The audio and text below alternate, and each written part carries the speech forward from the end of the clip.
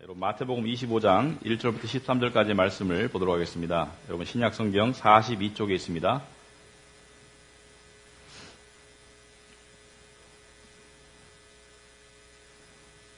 신약성경 42쪽 마태복음 25장 1절부터 하나님의 말씀입니다. 그때 천국은 마치 등을 들고 신랑을 맞으러 나간 열 처녀와 같다 하리니 그 중에 5은 미련하고 5은 슬기 있는 자라. 미련한 자들은 등을 가지되 기름을 가지지 아니하고 슬기 있는 자들은 그릇에 기름을 담아 등과 함께 가져갔더니 신랑이 더디옴으로 다 졸며 잘세. 밤중에 소리가 나되 보라 신랑이로다 맞으러 나오라 하며 이에 그 처녀들이 다 일어나 등을 준비할세. 미련한 자들이 슬기 있는 자들에게 이르되 우리 등불이 꺼져가니 너희 기름을 좀 나눠달라 하거늘 슬기 있는 자들이 대답하여 이르되 우리와 너희가 쓰기에 다 부족할까 하노니 차라리 파는 자들에게 가서 너희 쓸 것을 사라 하니 그들이 사러 간 사이에 신랑이 오므로 준비하였던 자들은 함께 혼인잔치에 들어가고 문은 닫힌지라. 그 후에 남은 처녀들이 와서 이르되 주여 주여 우리에게 열어주소서. 대답하여 이르되 진실로 너희에게 이르노니 내가 너희를 알지 못하노라 하였느니라. 그런즉 깨어있으라. 너희는 그날과 그때를 알지 못하니라. 아멘. 기도하겠습니다. 하나님 아버지, 오늘 2014년도 마지막 주일 예배를 드리고 있습니다. 또 이 마지막 주일날 우리가 이 비유의 말씀을 통해서 하나님의 음성을 듣기를 원합니다. 아버지 하나님께서 우리에게 말씀하여 주시고 우리의 양심을 찔러주시고 또 더 나아가서 우리에게 회복과 나음이 있도록 하옵소서. 예수님의 이름으로 기도합나이다. 아멘. 이 마지막 주이죠, 그죠? 2014년도 마지막 주이고 이제 며칠 있으면 2015년도가 바뀌는데 이 마지막 때가 되면 사람들이 좀 이렇게 진지해지고 약간 이렇게 좀 심각해지는 사람들도 있더라고요. 왜냐하면 이 세월이 되게 빨리 가죠. 그래서 옛날에는 이런 말이 있었습니다. 20대에는 20km로 가고 뭐 세월이 그렇게 느껴지고 30대에는 30km 시속, 50대에는 시속 50km, 뭐 70대는 시속 70km 뭐 이렇게 전광석회와 같이 이렇게 세월이 빨리 간다. 근데 요즘에 보니까 이 젊은 분들도 세월이 빨리 간다고 많이 느끼는 것 같아요. 이 감히 제 앞에서 이렇게 보면 이제 25이 되었어요. 목사님 세월이 너무 빠른 것 같아요. 근데 이 왜 빠르다고 느끼는지 이렇게 생각해 보니까 이런 이유가 가장 대표적이더라고요. 별로 한 것 없는데 시간은 많이 간다. 그죠? 올해도 계획한 것 중에 이룬 건 별로 없는데 시간만 자꾸 가고 되었어야 될 일 중에 안 된 게 너무나 많은데 시간이 많이 간다. 근데 좀 더 심각하게 제가 한마디 드릴까요? 그러다 가는 게 인생입니다. 그렇게 뭐 계획한 것 중에 어떤 거는 이루어지고 또 이루어지지 않은 게 많은 가운데 그렇게 그냥 바쁘게 지나다가 한 해 한 해 가다가 가는 게 인생입니다. 끝나는 게. 오늘 이렇게 마지막 주인데 이렇게 기분 나쁜 얘기해서 좀 죄송하지만 사실 그렇잖아요. 올해 처음 시작했을 때 2014년이 막 앞에가 12달이 막 길게 있을 것 같았는데 지나고 보니까 굉장히 짧죠. 그죠? 그냥 이렇게 금방 지나간 것 같아요. 여러분이 인생을 이렇게 이 성경 속에 보면 뭐 들의 풀과 같고 뭐 꽃과 같고 무슨 뭐 여러 가지 얘기하는데 사실 이런 말알죠. 말. 수레를 끄는 말. 젊었을 때는 막 열심히 막 달리다가 나이가 들면 이렇게 헐떡거리면서 이렇게 걸어가다가 그리고 좀 더 나이가 들면 이렇게 수레를 벗고 누워서 아픈 데를 이렇게 긁다가 또 병들어서 시름시름 앓다가 그리고 마지막에 영혼은 떠나고 몸은 썩어가는 게 그게 인생이다. 그게 인생이에요. 오늘 이 마지막 주에 한번 생각해 봐야 된다.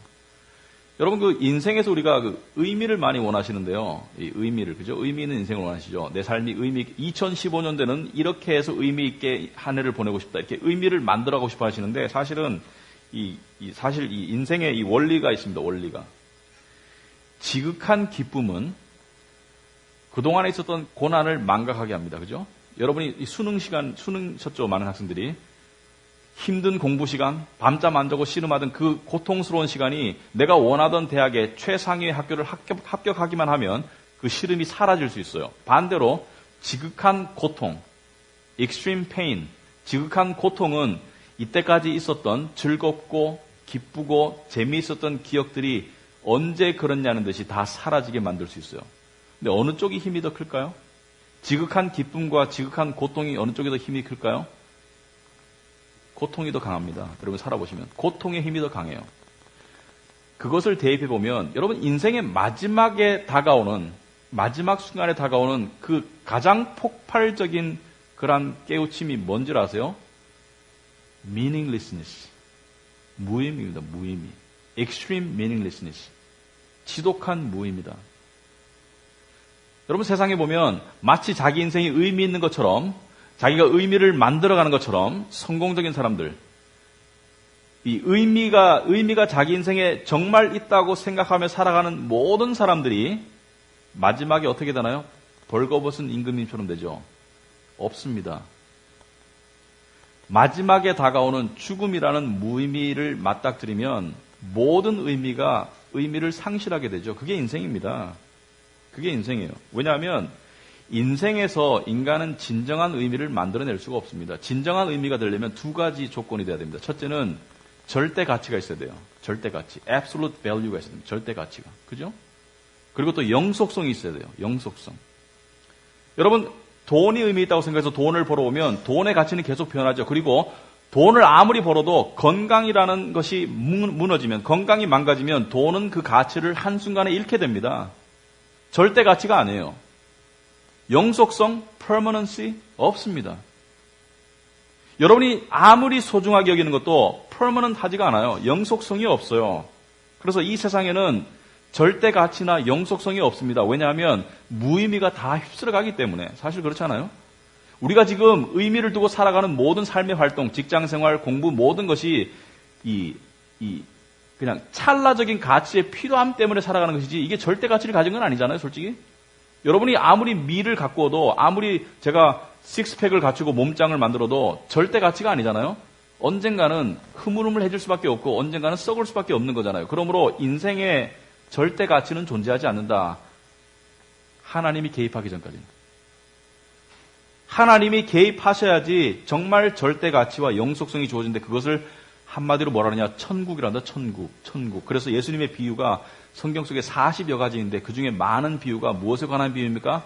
천국에 관한 비유죠. 천국에 관한 비유. 그래서 마지막 때가, 오늘 비유는 마지막 때에 관한 비유입니다. 마지막 때가 와서 심판날에 오면 두 부류의 사람들이 생기는, 두 부류의 사람들이. 어떤 부류이냐? 오늘 그 슬기로운 처녀와 미련한 처녀의 비유인데 나중에 설명하겠지만 어떤 사람이냐면 드디어 마지막이 왔구나. 그런데 다행이다.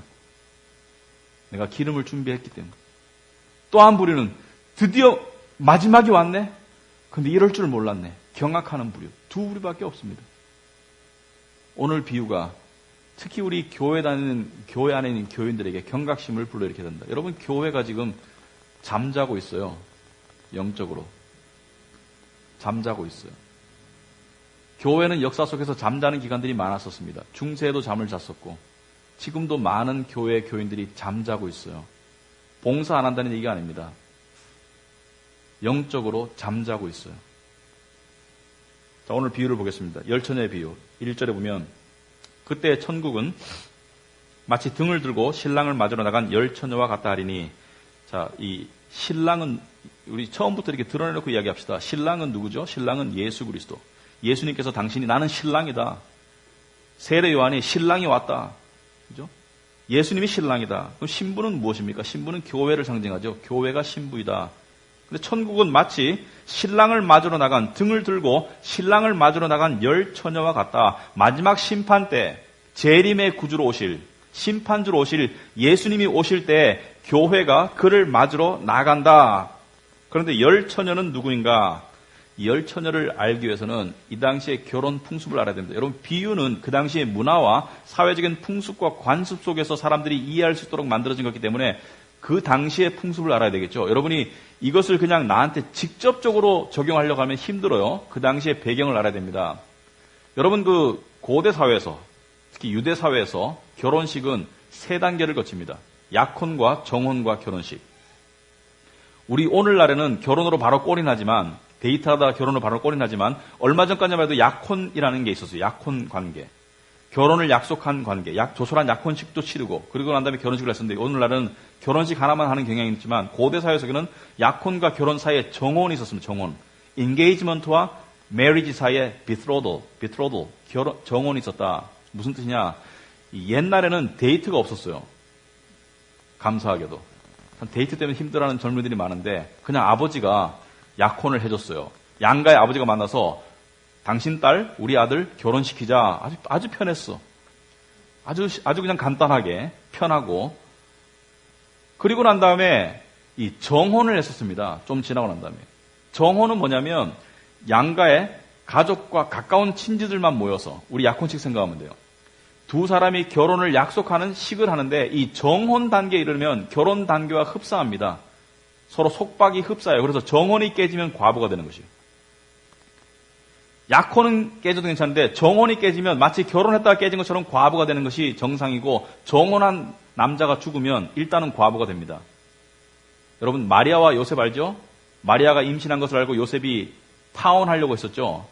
왜냐하면 그 성령으로 잉태된 것을 깨닫지 못하고 소위 말해서 마리아가 바람핀 줄 알았기 때문에. 그런데 사실 아닌 것을 알고 결혼을 했죠. 그때 정혼 단계였어요. 정혼. 원어상에 보면. 근데 정혼 단계는 약 몇 달에서 1년간 지속이 됩니다. 근데 이 단계에서 무엇을 해야 되느냐? 잘 들으세요, 남자들. 남자들이 집을 마련해야 돼요. 그리고 직장을 잡아야 돼요. 직장을. 안정적이고 지속적인 직장을 잡아야 돼요. 왜냐하면, 여자 데려다가 먹여 살려야 되니까. 가정을 꾸려야 되니까. 그래서 이 정혼 단계가 이르면, 물론 직장을 혼자 잡는 게 아니죠. 요즘처럼. 요즘 남자들 힘든 거 알아요. 그때는 부모가 잡아줬겠죠. 내가 농사꾼이야, 너도 농사를 짓자든지, 내가 장사꾼이야, 너도 장사를 하자든지 이렇게 했겠죠. 내가 노비니까 너도 같이 하자. 그래서, 요즘, 기업체 직원들이 노비 아닙니까? 죄송합니다. 제가 기업체 생활할 때 노비 같더라고요. 집에도 마음대로 못 가고, 쉬는 날 나오라면 나가야 되고. 아무튼 간에, 자, 이 정혼 단계에서 남자는 집을 얻고 직장을 구해야 된다. 그래서 여자들도 잘 들으세요. 그런 남자를 만나야 된다. 책임감 있는 남자를. 자, 그리고 난 다음에 결혼식이 시작되는데 이 결혼식의 피로연이 한 일주일 정도 지속이 돼요. 보통. 요즘처럼 2시간 만에 끝나는 것이 아니라 일주일 동안 먹고 마시고 떠들고 가나의 혼인잔치 생각하면 되는데, 자, 그럴 때 어떻게 피로연이 시작되는가? 결혼식의 하이라이트가. 어떻게 시작되냐면 신랑이 밤에 와요. 우리 함잡이 생각하면 돼. 함잡이. 신랑이 밤에 친구들과 함께 와요. 어디로? 신부가 있는 곳으로. 그러면 신부가 들러리들과 함께 기다려요. bridesmaids.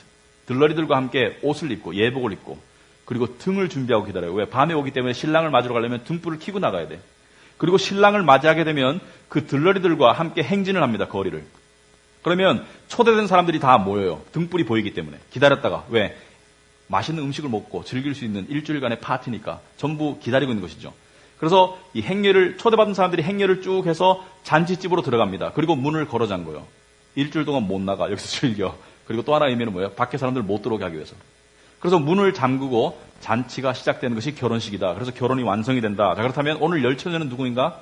열처녀는 들러리들입니다. 신랑을 기다리는 처녀 들러리들. 그리고 이 열처녀는 교회를 상징합니다. 신랑 되시는 예수 그리스도를 기다리는 교회를 상징한다. 이 10이라는 숫자는 완전수라는 것을 들어보시죠. 완전수. 예를 들어서 유대인들이 회당, 시네각, 회당을 구성하려면 10명의 멤버가 있어야 됩니다. 최소한. 그래야지 회당을 구성할 수 있어요. 그래서 오늘날도 교회를 구성하기 위해서는, 독립된 교회를 구성하기 위해서는 15명, 12명의 교인이 있어야 되듯이, 등록교인이 있어야 되듯이 회당을 구성하기 위해서는 10명이 있어야 된다. 그래서 이 열은 완전수이다. 충만한 수. 교회를 다니는 충만한 수가 이 열처녀이다. 그런데 5은 미련하고 5은 슬기롭다. foolish하고 wise하다. 누가 foolish하고 누가 wise하냐? 겉으로 보니까 다 똑같아요. 예복을 입고 있고 신랑을 기다리고 있고 등불을 들고 있어요. 근데 왜 5은 미련하고 왜 5은 슬기로운가? 겉으로 보기엔 똑같은데 차이가 외형에 있는 것이 아니라 그 내면에 있더라. 3절에 뭐라고 했습니까? 미련한 자들은 등을 가지되 기름을 가지지 아니하였다. 등은 있는데 기름이 없어요. 여러분 등 아시죠? 등. 옛날 사람들이 들고 다니던 등.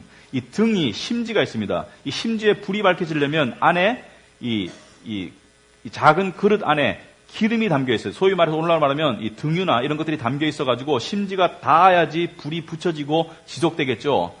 그냥 심지에다 갖다 붙이면 심지만 타다가 바로 꺼지겠죠. 그래서 이 등이 있는 자는 슬기로운 자들이고 4절에 슬기 있는 자들은 그릇에 기름을 담아 등과 함께 가져갔더니 미련한 자들은 등을 가지되 기름이 없어요. 이 등과 기름은 무엇을 상징하는가? 등은 무엇을 상징합니까? 교회 생활을 상징합니다. 교회 생활. 겉으로의 모습은 교회를 다니고 있었다. 봉사도 했고 성경도 보았고 기도도 했고 겉으로 봐서는 누가 미련한지 누가 슬기로운 자인지 모른다. 그런데 차이가 어디 있느냐? 그 차이가 기름이 있고 없고의 차이가 있다. 내면에. 이 기름은 무엇을 상징하는가? 어떤 사람들은 기름을 성령을 상징한다고 그러더라고요. 이 기름은 무엇을 상징합니까? 바로 신랑을 맞을 준비된 믿음을 상징합니다. 구원의 믿음. 신랑을 맞이할 구원의 믿음이 준비된 상태를 상징한다. 그러므로 성령의 내주하심이라고도 맞습니다. 참 믿음을 가진 것을 상징한다. 결론적으로 이 10명의 처녀가 있었지만 5명의 처녀는 그 안에 기름이 없어요. 겉으로는 똑같아. 신랑을 기다리고 있고 신앙생활을 하고 있고 교회에서 봉사도 하고 직분도 맡았을지 몰라요. 그러나 안에 기름이 없고 그 슬기로운 자들은 기름이 있었다. 근데 5절에 보니까 신랑이 더디와요. 그래서 다 졸며 잔다고 그랬어요. 졸다가 다 잤어요. 슬기로운 자나 미련한 자나 10명의 처녀들이 다 졸다가 꾸벅꾸벅 졸다가 신랑이 더디오니까 잠에 빠졌다. 언제 올지 모르니까. 근데 그때 사람들의 소리가 들린 것이죠. 6절에 보니까 밤중에 소리가 나되 보라 신랑이로다. 맞으러 나오매 신랑이 오니까 이 외치는 자가 신랑이 왔다. 신랑이 왔다. 그러니까 어떻게 돼요? 집안 분위기가 갑자기 변하는 것이죠. 특히 이 들러리들, 10명의 처녀들은 바로 불을 밝히고 신랑에게 나가서 신랑을 맞이해야 되죠. 그 순간이 온 것이죠. 이에 그 처녀들이 7절에 보니까 다 일어나 등을 준비할세. 가장 처음 할 일이 뭡니까? 등을 밝혀야 돼요. 근데 왜 등을 밝혀야 되는가? 등이 없이는 신랑을 맞이할 수가 없습니다. 껌껌한 밤에 신랑이 오는데 등을 가져야지 참다운 들러리가 되는 것이죠. 등 없는 들러리는 가짜 들러리예요. 그래서 가니까 슬기로운 자들은 바로 신랑에게 나아갈 수 있는데 미련한 자들은 불을 켜도 불이 안 켜지는 것이죠. 그래서 8절에 보니까 미련한 자들이 슬기는 자들에게 이르되 우리 등불이 꺼져가니 너희 기름을 좀 나눠달라 하거늘. 등불이 왜 꺼져갑니까? 심지에만 불이 붙은 것이죠. 심지에만 불이 붙으니까 붙자마자 바로 꺼지는 것이죠. 왜? 기름이 없으니까. 그래서 기름을 좀 나눠달라. 무슨 말입니까? 믿음을 좀 나눠달라 이런 얘기죠. 믿음을 좀 나눠달라. 성령을 좀 나눠달라. 그러니까 9절에 뭐라 그래요? 슬기는 자들이 대답하여 이르되 우리와 너희가 쓰기에 다 부족할까 하노니 차라리 파는 자들에게 가서 너희 쓸 것을 사라 하니 우리가 나눠주면 다 부족하게 된다. 무슨 말이냐면 한 사람이 필요한 분량의 기름밖에 준비할 수가 없다. 영적으로 말하면 믿음은 나눌 수가 없습니다. 구원에 이르는 믿음은 내가 준비해야 되는 것이지 엄마가 아무리 믿음이 좋다 해가지고 자식에게 믿음을 나눠줄 수 없어요. 남편이 아무리 믿음이 좋다 해서 아내에게 나눠줄 수도 없고 아내가 아무리 믿음이 좋다 해도 남편에게 나눠줄 수가 없고 어느 누구도 대신해줄 수 없는 것이 믿음이다. 그러므로 믿음은 내 개인적으로 준비해야 되는 것이다. 그래서 10절에 그들이 살아간 사이에 미련한 자들이 살아간 사이에 신랑이 오므로 준비하였던 자들은 함께 혼인잔치에 들어가고 문은 닫힌다. 여러분 성경에 보면 문이 닫힌다는 얘기가 많이 나와요. Door is shut, closed. 문이 닫힌다. 여러분 문이 닫힌다는 것은 무엇을 말합니까? 잔치 안에 있는 사람들과 잔치 안에 못 들어오는 사람들이 운명에 갈리는 시간이 온다. 문이 닫힌다. 슬기로운 자들은 기름을 준비한 자들은 안에 들어가서 기쁨과 그 다음에 즐거움의 잔치에 참여하지만 그렇지 못한 자들은 문 밖에서 성경에 보면 이를 갈며 슬피 울리라. 천국과 지옥이 갈리는 것이죠. 절대 가치와 무가치가 갈리는 것입니다. 절대 가치와 무가치가. 천국이라는 절대 가치. 여러분이 천국이라는 절대 가치를 소유하고 있다면 그런데 기쁘지 않고 감사하지 않다면 뭔가 잘못된 거예요. 천국이라는 절대 가치가 나에게 이미 주어졌다. 그리고 나는 그 안에 초대받았고 그리고 믿음이 내 안에 믿음이 있다. 그러므로 나는 그 절대 가치에 나아갈 것이다. 무가치는 무엇입니까? 여러분 지옥이 무가치예요. 여러분 세상에서 고생 죽도록 하는데 아무 결과가 없으면 무가치하다 그러죠. 무가치한 삶이다. 10년 동안 죽도록 일하고 고생했는데 통장에 잔고가 제로면 무가치한 삶이죠. 경제적으로 보면 지옥이 그렇지 않습니까? 죽도록 고생하는데, 죽도록 땀 흘리고 고통스럽게 고생하는데 남는 게 없는 게 지옥입니다. 이루어지는 게 없어요. 아무것도. 그냥 고생만 계속하는 것이 지옥이다. 그래서 성경에 보면 이 집 주인이 일어나 한번 문을 닫으면 다시는 열리지 않는다. 이 마지막 때가 와서 심판주인 신랑이 오시고 문이 닫히면 다시는 그 문이 열리지 않아요.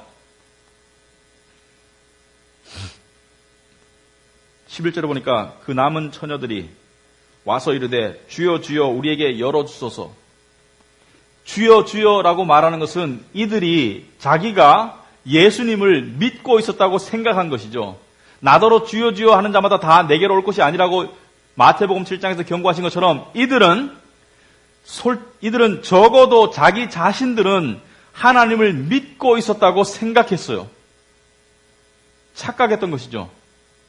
예복을 입고 있었기 때문에, 들러리의 신분으로 서 있었기 때문에, 신랑을 기다리는 자리에 있었기 때문에, 등까지 가지고 있었기 때문에 이들은 자기가 하나님의 부르심을 받은 자들이라고 생각하고 있었던 것이죠. 그런데 12절에 예수님이 뭐라 합니까?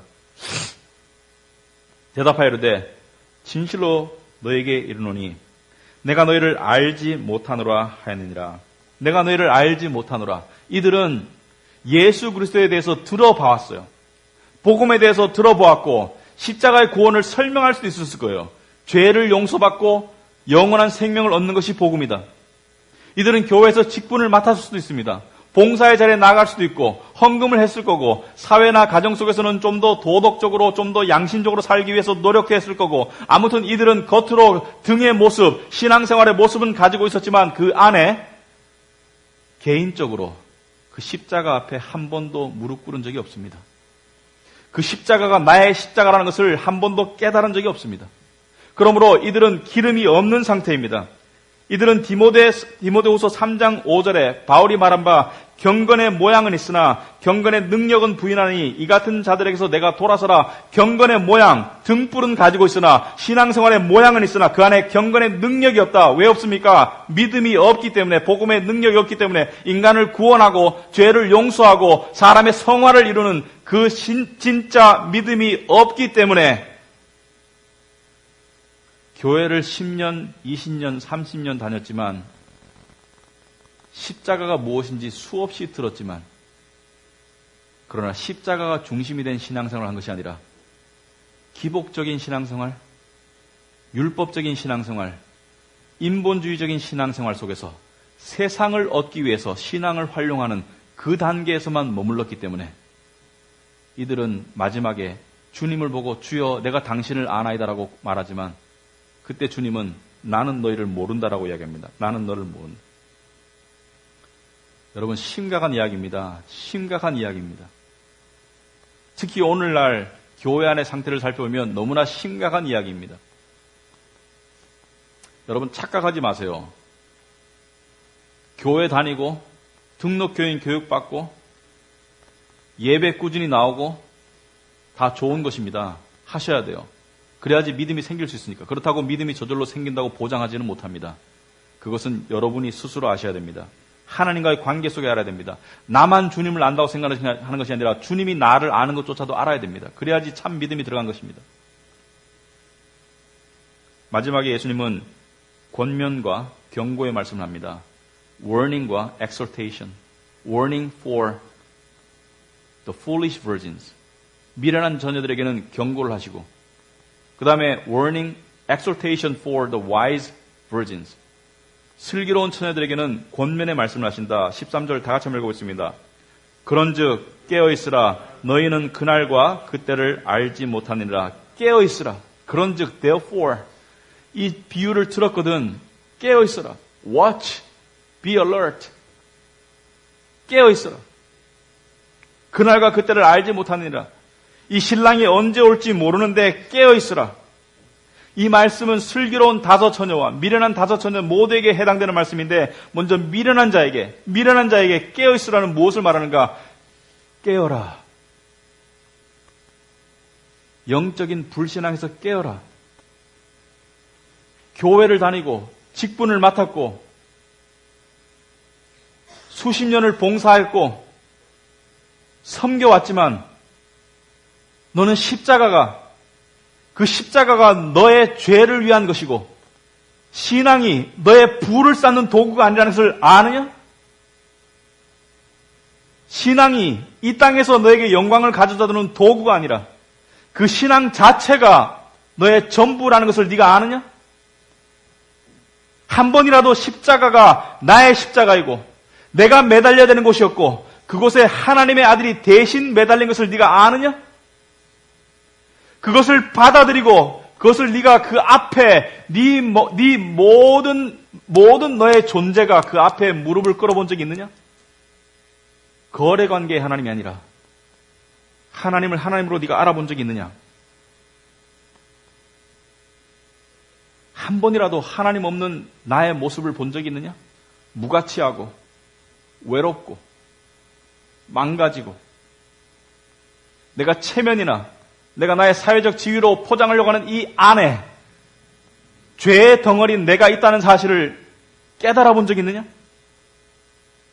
한 번이라도 하나님 앞에 저 같은 죄인을 불쌍히 여겨 주옵소서, 저를 받아 주옵소서, 회개하고 주님께 나아가오니 저를 받아 주옵소서 그렇게 말해 본 적이 있는가? 아니면 소위 모태신앙인가?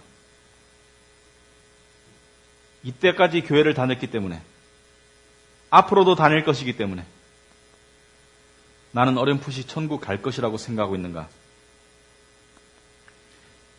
여러분, 왜 교회 안에 미련한 처녀들이 많이 있습니까? 여러 가지 이유가 있겠죠. 첫째는 한 번도 기름을 어떻게 준비하는지를 제대로 들어본 적이 없어요.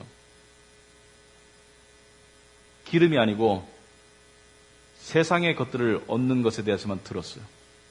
한 번도 기름을 얻는 것을 들어본 적이 없어요. 그냥 십자가는 양념이고 십자가는 수단이고 십자가는 어떤 도깨비 방망이고 십자가를 통해서 너희들을 구원하신 하나님께서 세상의 모든 것을 주시지 않겠느냐? 복을 주시지 않겠느냐? 복. 신령한 복은 모른 채 세상의 것들이 복인 줄 알고. 두 번째는 믿음을 어렴풋이 들었지만 자꾸 미뤄왔겠죠. 언젠가 믿으면 되겠지. 아직 젊으니까. 어제도 태양은 떴고 오늘도 태양은 떴으니까 내일도 뜰 거야. 시간이 있어. 여러분, 여러분이 정말 확신할 수 있는 시간은 얼마인 줄 아세요? 지금 이 순간밖에 없어요. 미안하지만 내일 죽을 수도 있어요. 미안하지만 지금 문을 나가다가 차에 치여서 죽을 수도 있어요. 오늘이 구원의 때입니다. 지금이 구원의 때이죠. 세상의 안일함 속에 빠져가지고 시스템이 그냥 돌아가니까 어제도 CNN 뉴스가 나왔고 오늘도 KBS 드라마가 있고 내일도 미생은 할 거니까. 그렇지 않아요. 노아의 홍수 때도 그랬어요. 노아의 홍수 때도 홍수가 오기 전까지 사람들이 먹고 마시고 시집가고 장가가고 다 했어요. 그러다가 홍수가 갑자기 닥쳤어요. 노아가 100몇십 년을 경고했죠. 홍수의 심판이 오니까 제발 정신 차리고 하나님께 돌아오라고. 근데 사람들이 거부했거든요. 왜? 어제나 오늘이나 하늘은 그대로 있고 땅은 그대로 있는데 넌 무슨 헛소리를 하고 있니? 예수님이 마지막 오실 때 어떤 일이 일어난다고요? 하늘의 별들과 해와 달이 다 떨어진다고 그랬습니다. 여러분, 성경을 잘 읽어보세요. 성경을 잘 읽어보시면 너무나 조직적으로, 너무나 구체적으로, 너무나 심각하게 예수님의 오심을 경고하고 있습니다. 교회 안에는 늘 이 두 부류의 처녀들이 있습니다.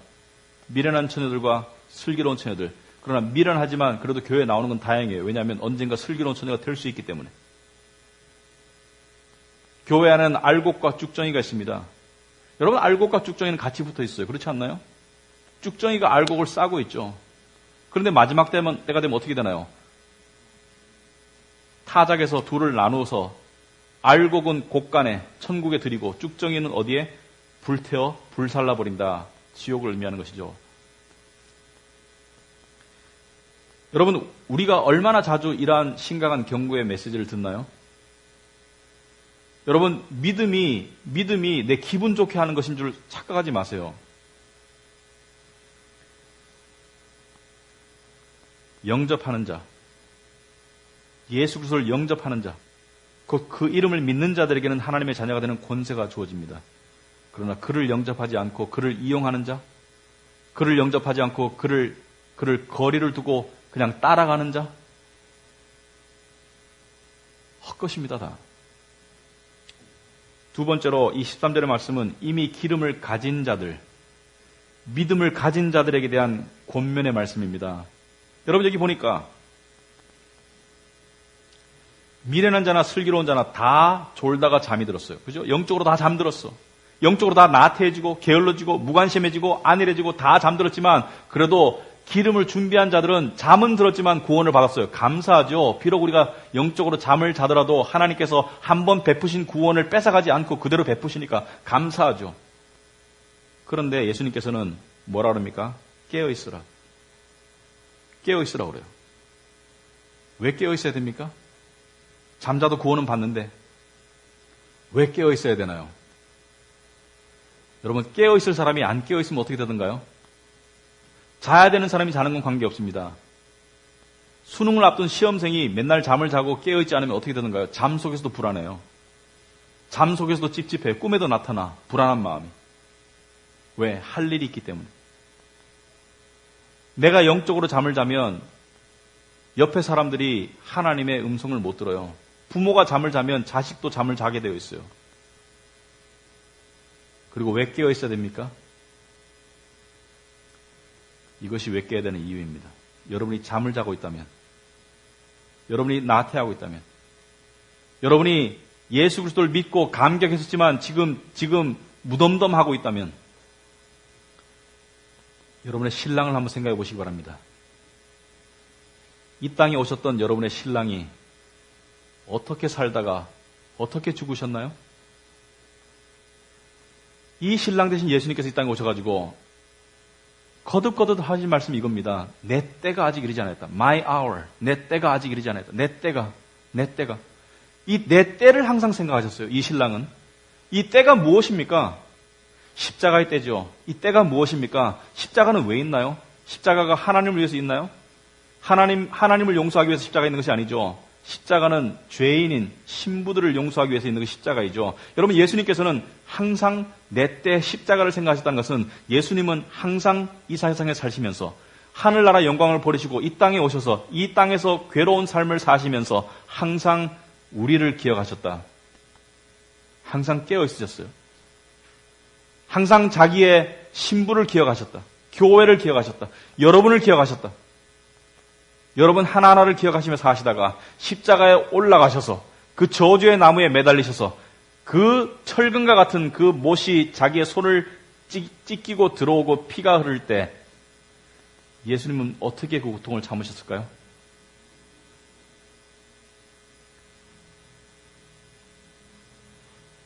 구원받을 자기의 신부를 생각하면서 내 살이 찢김은 너의 나음을 위함이고 내 피가 쏟아짐은 너의 죄사함을 위함이고 내가 찢김으로 너희가 나음을 입고 내가 피를 흘림으로 너희가 죄의 용서를 받게 하기 위해서 내 양을 위해서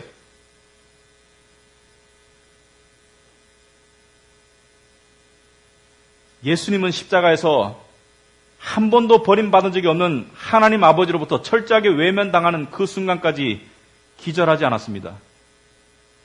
그 육신의 고통과 그 영혼의 그 극심한 고통 속에서 그 철저한 외로움 속에서도 어떻게 그것을 견디셨나요? 나의 버림받음을 통해서 받아들여질 여러분을 위해서 견딘 게 아닙니까? 그것이 그분을 깨어있게 한, 그분의 죽음의 순간까지도 그분이 정신을 놓지 않고 깨어있게 한 그 비결이 무엇입니까? 바로 그분은 우리를 항상 기억하고 생각하고 깨어있었기 때문에. 여러분 예수님이 이 세상에 살 때 웃으신 적 있어요? 성경에 예수님이 우셨다는 말이 있지만 예수님이 he laughed, 예수님이 웃으셨다든지 he smiled, 예수님이 미소를 지었다든지 그런 게 없습니다. 왜? 모르겠어요. 그러나 한 가지 이유가 이것입니다. 예수님은 이 땅에서 즐거움을 누리기를 거부하셨어요. 예수님은 우리와 만나는 혼인잔치가 있을 그 천국에서 우리와 기쁨을 누리게 하기 위해서, 우리가 기쁨을 누리기 위해서 예수님께서 마지막 성만찬을 하시고 난 다음에 내가 다시는 포도주를 마시지 아니하리라. 다시는 포도나무에서 나온 그 열매를 먹지 아니하리라. 왜? 마지막 우리와의 피로 인해서 그 뱅퀴트에서 우리와 함께 그 즐거움을 나누시기 위해서 이 땅에서 즐거움을 거부하셨어요. 여러분, 그럼에도 불구하고 우리는 이 땅에서 즐거움을 만끽하지 못해서 발광을 하고 있죠. 즐거움이 없다고 불평하고. 여러분은 여러분의 신랑이 여러분을 기다리고 있고 여러분의 신랑이 여러분과 지극한 기쁨을 나누고 있을 그 순간을 기다리고 있다는 사실을 알면서 난 즐거움을 좀 희생할 거야. 내가 기다리고 있는 가장 커다란 즐거움의 순간이 아직 오지 않았어. 그런 말로 여러분을 경계하고 위로하며 사시나요? 여러분 이 땅에서 고통과 고난을 겪을 때 무엇을 생각하시나요? 예수님은 그 고통과 고난의 순간 속에서 이 고통과 고난이 이루어갈 우리와의 만남, 우리와의 결혼을 생각하시면서 그것을 참으셨다면 우리는 고통과 고난 가운데 그분을 원망하고 그분을 버리려고 하죠. 예수 믿는 게 이렇게 힘들다면, 이렇게 지겹다면, 이렇게 시시하다면 때로 그리고 세상으로 확 돌아서는 여러분의 모습 역겹지 않아요? 자기 스스로에게 대한 역겨움이 들지 않습니까?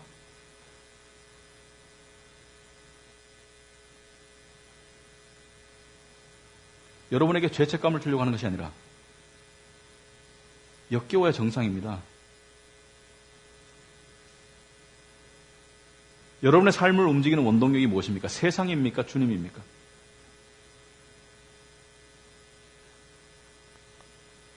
여러분이 추구하는 모든 것이 의미가 없습니다. 결국에는.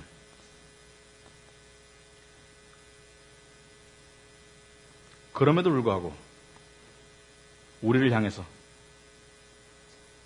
난 너를 절대로 버리지 않을 거야. 이게 주님의 음성입니다. 여러분, 우리 정신 차려야 됩니다. 우리 카비넌트 교회도 정신 차려야 됩니다. 신앙생활은 취미생활이 아닙니다. 신앙생활은 성경 공부는, 기도는 취미생활이 아닙니다. 달아오르는 냄비처럼 부르르 달아올랐다가 갑자기 식어지는 그런 신앙은 참다운 신앙이 아닙니다. 신앙생활은 all or nothing입니다. all or nothing. 전부냐? 아니면 아무것도 아니냐?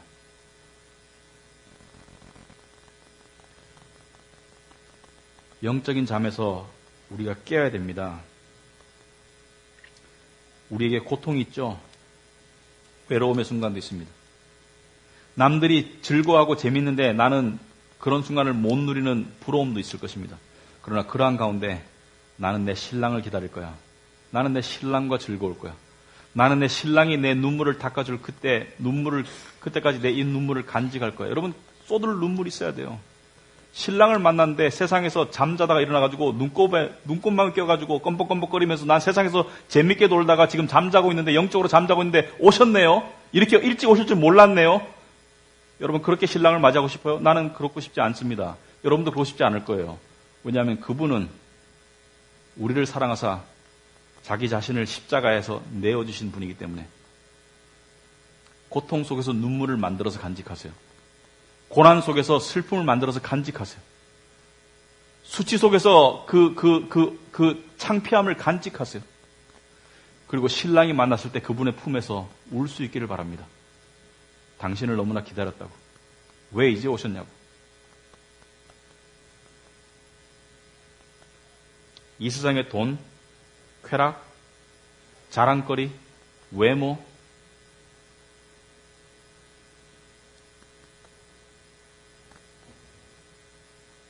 우리는 정신 차려야 됩니다.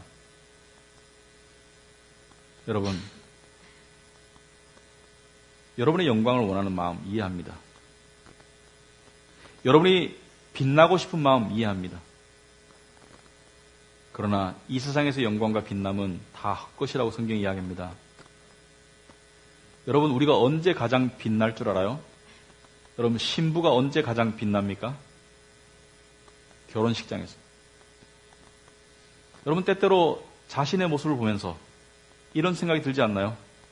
이 멍청한 놈, 이 못난 놈, 이 더러운 놈, 이 야비한 놈, 이 이기적인 놈, 이 배은망덕한 놈. 근데 우리 신랑은 우리를 그렇게 보지 않습니다. 신랑이 오실 때, 이 안에 기름이 있는 진정한 신부들은 그 빛을 발하게 됩니다. 그때 비로소 처음으로 우리는 우리의 진정한 모습을 보게 될 것입니다. 빛나는 영광 가운데 주님의 영광 앞에서 함께 빛나는 자신의 영광을 보게 될 것이다. 이것이 우리의 소망입니다. 이것이 우리의 삶의 원동력입니다. 나이 점점 더 들어보세요. 남는 건 이거밖에 없어요. 늙어서도 세상을 붙잡고 얼마나 추한지 몰라요. 젊어서 그러면 얼마나 멋있겠습니까? 여러분, 주부의 요한일서 3장 2절 3절 다 같이 한번 읽어볼까요? 사랑하는 자들아, 우리가 지금은 하나님의 자녀라. 장래에 어떻게 될지는 아직 나타나지 않았으나 그가 나타나시면 우리가 그와 같을 줄을 아는 것은 그의 참모습 그대로 볼 것이기 때문이니 주를 향하여 이 소망을 가진 자마다 그의 깨끗하심과 같이 자기를 깨끗하게 하느니라. 아멘. 사랑하는 자들아, 우리가 지금은 하나님의 자녀라. 장래에 어떻게 될지는 아직 나타나지 않았으니, 여러분, 장래의 모습이 우리의 진짜 모습입니다. 주님 안에 우리의 진짜 모습. 그분이 나타나실 그때, 그분이 그분의 영광 가운데 나타나실 그때 우리도 그와 같을 줄을 아는 것은 그와 같은 영광의 모습으로 우리가 호련히 변할 것이다. 우리가 참 믿는 자는 겉으로 어떻게 보일지 몰라요. 겉으로 멋있어 보일 수도 있고 멋없어 보일 수도 있고 겉으로 부자일 수도 있고 가난할 수도 있고, 그러나 그것은 다 껍데기에 불과하죠. 우리의 진짜 모습은 이때 드러난다. 이때 믿음이, 참 믿음이 주어진 자는, 참 믿음이 있는 자는 이때 등불이 환하게 밝혀지는 우리의 영광의 모습이 드러난다. 주를 향하여 이 소망을 가진 자마다 그의 깨끗하심과 같이 자기를 깨끗하게 하느니라. 무엇하라고? 세상에서 스스로를 더럽히지 말라. 스스로를 더럽히지 말라. 여러분, 교회 나올 때요, 겸손한 마음으로 나오세요. 여러분이 이 믿음을 가졌으면 교회 나올 때 감사한 마음으로 나오세요. 이 특권이고 이 감사한 자리예요. 어떤 사람들은 교회 나오면 교회가 뭐 이래? 교회가 나를 이렇게 해줘야지, 저렇게 해줘야지, 교회가 이것도 안 해주고 저것도 안 해주고 나 이것도 못 맞춰주고 저것도 못 맞춰주니까 이 교회 팽개치고 다른 교회 갈래. 그 사람은 신랑을 몰라요.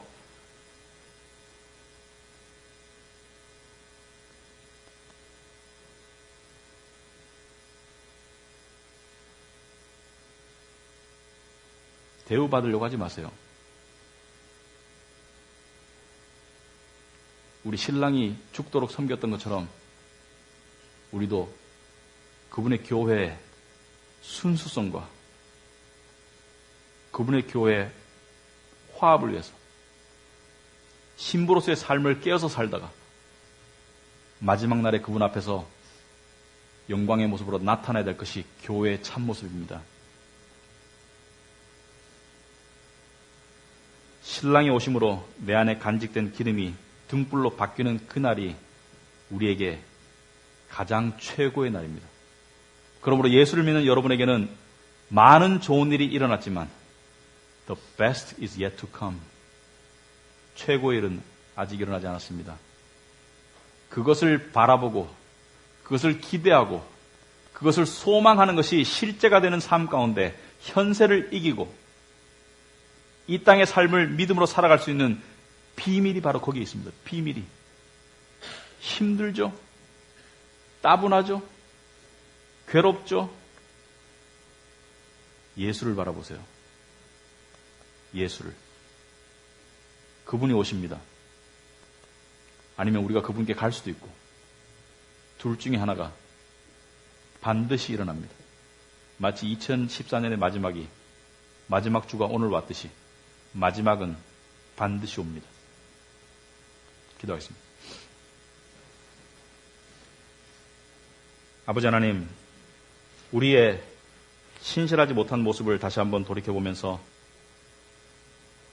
하나님 아버지, 특별히 아직까지도 개인적으로 예수 그리스도를 구주로 영접하는 그러한 겸손과 회개와 믿음의 자리로 나가지 못한 영혼이 있다면 아버지 하나님, 그를 불쌍히 여겨주시옵시고 그에게 불현듯 이렇게 있어서는 멸망한다 하나님께 나아갈 수 있는 그런 마음을 허락하여 주시옵소서. 예수 그리스도를 지금 영접하지 않고는 살아있으나 죽은 자와 마찬가지라는 것을 깨닫게 하옵소서. 또한 예수를 믿는 자야, 그 믿음을 귀하게 여기도록 하옵소서. 그 믿음이 어떻게 주어졌습니까? 그 구원이 어떻게 주어졌습니까? 우리에게는 오직 신랑이신 예수 그리스도만 우리의 주인이심을 고백하게 하옵시고 그러한 삶으로 나아가게 하옵시고 세상의 재미를 다 누리는 것처럼 살지 말게 하옵시고 세상의 고통 가운데 눈물을 가슴에 담아가는 쏟아낼 눈물이 있는 쏟아낼 아픔이 있는 그러한 삶을 기꺼이 받아들이도록 하옵소서. 우리 주님 다시 오실 때까지 이 길을 걸어가게 하옵소서. 예수님 이름으로 기도합나이다. 아멘.